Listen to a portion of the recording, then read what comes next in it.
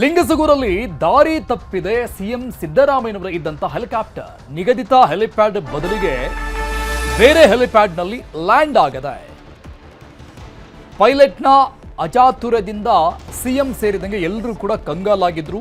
ಕ್ಷಣಕಾಲ ಎಲ್ಲಿ ನಿಗದಿಗೊಳಿಸಲಾಗಿತ್ತು ಆ ಸ್ಥಳದಲ್ಲಿ ಹೆಲಿಕಾಪ್ಟರ್ ಲ್ಯಾಂಡ್ ಆಗಿಲ್ಲ, ಬೇರೆ ಕಡೆ ಆಗಿದೆ. ಪೈಲಟ್ನ ಅಚಾತುರ್ಯದಿಂದ ಆದಂತಹ ಘಟನೆ ಇದು. ಲಿಂಗಸಗೂರಲ್ಲಿ ಸಿಎಂ ಸಿದ್ದರಾಮಯ್ಯನವರ ಇದ್ದಂತಹ ಹೆಲಿಕಾಪ್ಟರ್ ದಾರಿ ತಪ್ಪಿ ಬೇರೆ ಒಂದು ಭಾಗದಲ್ಲಿ ಲ್ಯಾಂಡ್ ಆಗಿದೆ. ಅದಕ್ಕೆ ಅಂತ ನಿಗದಿಪಡಿಸಿರುವಂತಹ ಸ್ಥಳದಲ್ಲಿ ಅದು ಲ್ಯಾಂಡ್ ಆಗಿಲ್ಲ. ಆದರೆ ಅಲ್ಲೆಲ್ಲ ಅಧಿಕಾರಿಗಳು, ಪೊಲೀಸರು, ಎಲ್ಲರೂ, ಎಸ್ಕಾರ್ಟ್ ಸಿಬ್ಬಂದಿಗಳು ಎಲ್ಲರೂ ಕಾಯ್ತಾ ಇದ್ರು ಸಿಎಂ ಸಿದ್ದರಾಮಯ್ಯನವರು ಬಂದ ತಕ್ಷಣ ಅಲ್ಲಿಂದ ಕರೆದುಕೊಂಡು ಹೋಗಬೇಕು ಅಂತ. ಬಟ್ ನಿಗದಿತ ಸ್ಥಳದಲ್ಲಿ ಅದು ಲ್ಯಾಂಡ್ ಆಗಿಲ್ಲ, ಬೇರೆ ಕಡೆ ಇಳಿದಿರು.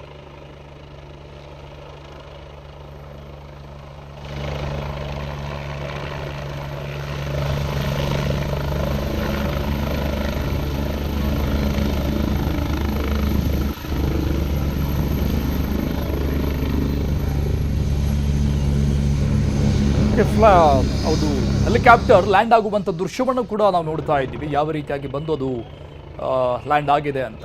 ಬಟ್ ನಿಗದಿಪಡಿಸಿದಂಥ ಸ್ಥಳದಲ್ಲಿ ಅದು ಇಳಿದೇ ಇರುವುದಂಥ ಕಾರಣಕ್ಕೆ ಹೆಲಿಕಾಪ್ಟರ್ನಲ್ಲಿದ್ದಂಥ ಸಿಎಂ ಸಿದ್ದರಾಮಯ್ಯನವರ ಜೊತೆಗೆ ಅವರ ಜೊತೆಗಿದ್ದಂಥ ಉಳಿದಂಥವರಿಗೂ ಕೂಡ ಕ್ಷಣಕಾಲ ಆತಂಕ ಸಹಜವಾಗಿದ್ದೇ ಇರುತ್ತೆ. ಯಾಕಂದರೆ ಅಲ್ಲಿ ಫಿಕ್ಸ್ ಮಾಡಿರುವಂಥ ಜಾಗ ಬೇರೆ ಕಡೆ ಇತ್ತು, ಬಟ್ ಆ ಒಂದು ಹೆಲಿಕಾಪ್ಟರ್ ಬೇರೆ ಕಡೆ ಇದ್ದಕ್ಕಿದ್ದಂಗೆ ಇಳಿದಿರುವಂಥದ್ದು ಕ್ಷಣಕಾಲ ಗೊಂದಲಕ್ಕೆ ಕಾರಣ ಆಗಿತ್ತು, ಆತಂಕಕ್ಕೆ ಕಾರಣ ಆಗಿತ್ತು. ಇದಕ್ಕೆಲ್ಲ ಆ ಪೈಲಟ್ನ ಅಚಾತುರ್ಯವೇ ಕಾರಣ ಅಂತ ಹೇಳಲಾಗ್ತಾ ಇದೆ ಸದ್ಯಕ್ಕೆ.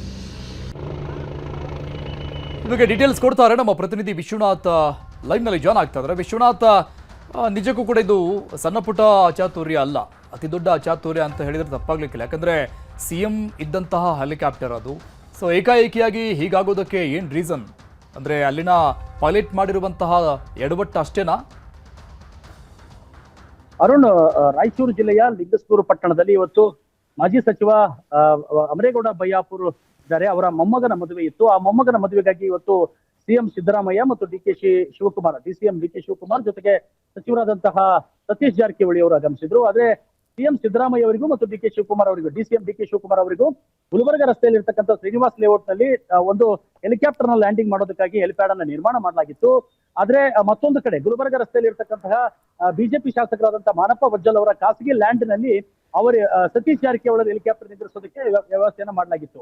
ಆದ್ರೆ ಸಿಎಂ ಸಂಚರಿಸ್ತಿರ್ತಕ್ಕಂತಹ, ಪ್ರಯಾಣ ಮಾಡ್ತಿದ್ದಂತ ಹೆಲಿಕಾಪ್ಟರ್ ನ ಪೈಲಟ್ ಏನಿದ್ದಾರೆ ಅವರ ಒಂದು ಅಚಾತುರ್ಯದಿಂದ ಇವತ್ತು ಅವರ ಒಂದು ಮಿಸ್ಅಂಡರ್ಸ್ಟ್ಯಾಂಡಿಂಗ್ ಇದ್ದ ಇವತ್ತು ಏನಾಗಿದೆ ಅಂತ ಹೇಳಿದ್ರೆ, ಈ ಒಂದು ರಾಯಚೂರು ರಸ್ತೆಯಲ್ಲಿ ನಿರ್ಮಾಣ ಮಾಡಿದಂತಹ ಈ ಶ್ರೀನಿವಾಸ್ ಲೇಔಟ್ ನ ಹೆಲಿಪ್ಯಾಡ್ ನಲ್ಲಿ ಇಳಿಬೇಕಾದಂತಹ ಹೆಲಿಕಾಪ್ಟರ್ ಹೌದು ಹೋಗಿ ಗುಲ್ಬರ್ಗ ರಸ್ತೆಯಲ್ಲಿ ಇರ್ತಕ್ಕಂತಹ ಮಾನಪ್ಪ ವಜ್ಜಲ್ ಅವರ ಖಾಸಗಿ ಲ್ಯಾಂಡ್ ನಲ್ಲಿ ಲ್ಯಾಂಡ್ ಆಗ್ತದೆ. ಹೀಗಾಗಿ ಒಂದಷ್ಟು ಅಧಿಕಾರಿಗಳು ಕೂಡ ಚಕಿತರಾಗ್ತಾರೆ. ಯಾಕಂತ ಕೇಳಿದ್ರೆ ಸಿಎಂ ಸಿದ್ದರಾಮಯ್ಯ ಅವರಿಗಾಗಿ ಸಕಲ ರೀತಿಯಾದಂತಹ ವ್ಯವಸ್ಥೆಯನ್ನ ಮಾಡಿಕೊಂಡು ಅವರಿಗೆ ಗಾರ್ಡ್ ಆಫ್ ಆನರ್ ಕೊಡಬೇಕು ಅಂತ ಹೇಳ್ಬಿಟ್ಟು ಜಿಲ್ಲಾಧಿಕಾರಿಗಳಾದಂತಹ ಕೆ ನಿತೀಶ್ ಅವರಾಗಿರ್ಬೋದು, ಅರುಣಾಂಶು ಗಿರಿ ಅವರು, ಎಸ್ ಪಿ ಆಗಿರ್ತಕ್ಕಂಥ ಅರುಣಾಂಶು ಗಿರಿ ಅವರಾಗಿರ್ಬೋದು, ಸಕಲ ರೀತಿಯಾದಂತಹ ಸಿದ್ಧತೆಯನ್ನು ತಾಲೂಕು ಜಿಲ್ಲಾಡಳಿತ ಮಾಡಿಕೊಂಡು ಕಾದು ನಿಂತಿತ್ತು. ಆದ್ರೆ ಪೈಲಟ್ ನ ಚಾತುರ್ಯದಿಂದ ಇವತ್ತು ಗುಲ್ಬರ್ಗ ರಸ್ತೆಯಲ್ಲಿ ಸಿಎಂ ಅವರ ಒಂದು ಹೆಲಿಕಾಪ್ಟರ್ ಏನಿದೆ ಆ ಒಂದು ಖಾಸಗಿ ಲ್ಯಾಂಡ್ ನಲ್ಲಿ ಲ್ಯಾಂಡ್ ಆಗಿರ್ತಕ್ಕಂತಹ ಪರಿಣಾಮವಾಗಿ ಅಲ್ಲಿ ಸತೀಶ್ ಜಾರಕಿಹೊಳಿ ಅವರು ಕೂಡ ಬರ್ತಾರೆ ಅರುಣ್. ಆದ್ರೆ ಆ ಒಂದು ತಮ್ಮ ಹೆಲಿಕಾಪ್ಟರ್ ನಿಲ್ಲಿಸಬೇಕಾದಂತಹ ಜಾಗದಲ್ಲಿ ಸಿಎಂ ಅವರ ಹೆಲಿಕಾಪ್ಟರ್ ನಿಂತಿದ್ದನ್ನ ಗಮನಿಸಿ ಅವರು ತದನಂತರದಲ್ಲಿ ಬೇರೆ ಒಂದು ಕಡೆ, ಅಂದ್ರೆ ಈಗ ಗುಲ್ಬರ್ಗ ರಸ್ತೆಯಲ್ಲಿ ಇರತಕ್ಕಂತಹ ಸಿಎಂ ಅವರಿಗೇನು ಮೊದಲೇ ನಿಗದಿ ಮಾಡಲಾಗಿತ್ತು ಆ ಒಂದು ಜಾಗದಲ್ಲಿ ಹೋಗಿ ಹೆಲಿಕಾಪ್ಟರ್ ನಿಲ್ಲಿಸ್ತಾರೆ. ಹೀಗಾಗಿ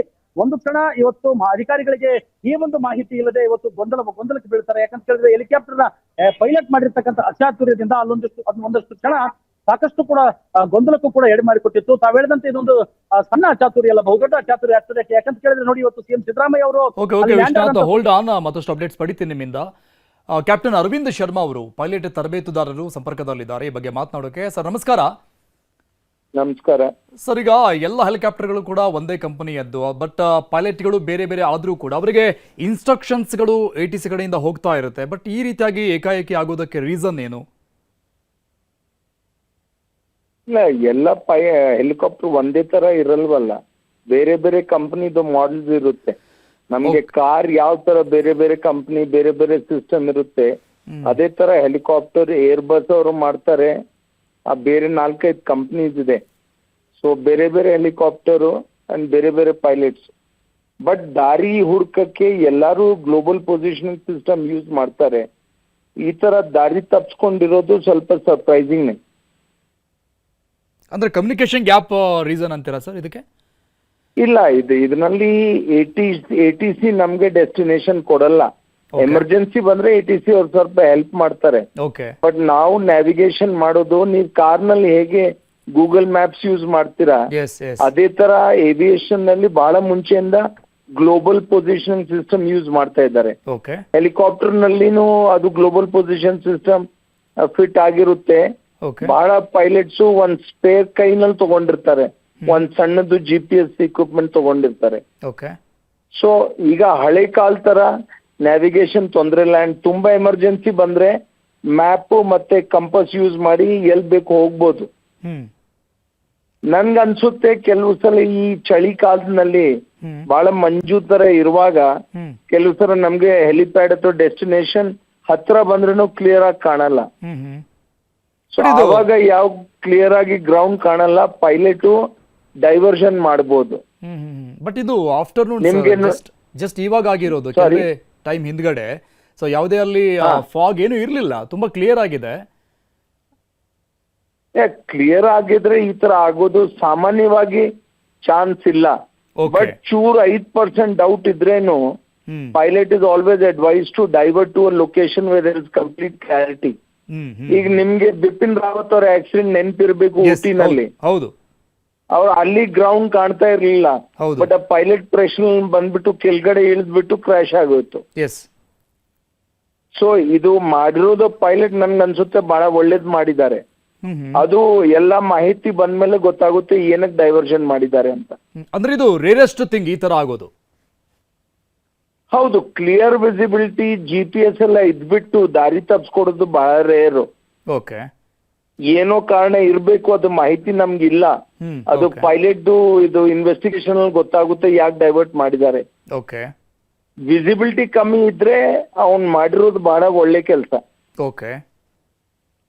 ಸೊ ಇಷ್ಟೆಲ್ಲ ಚಿಕ್ಕ ಪುಟ್ಟ ಎಡವಟ್ಟುಗಳಾದ್ರೂ ಕೂಡ ಈಗ ಅವರನ್ನ ವಿಚಾರಣೆಗೆ ಒಳಪಡಿಸುವಂತದ್ದಾಗತ್ತಾ ಸರ್? ಯಾಕೆ ನಿಗದಿತ ಸ್ಥಳದಲ್ಲೇ ಲ್ಯಾಂಡ್ ಮಾಡಲಿಲ್ಲ ಅನ್ನುವಂತ ಕಾರಣ ಕೇಳಲಾಗತ್ತಾ?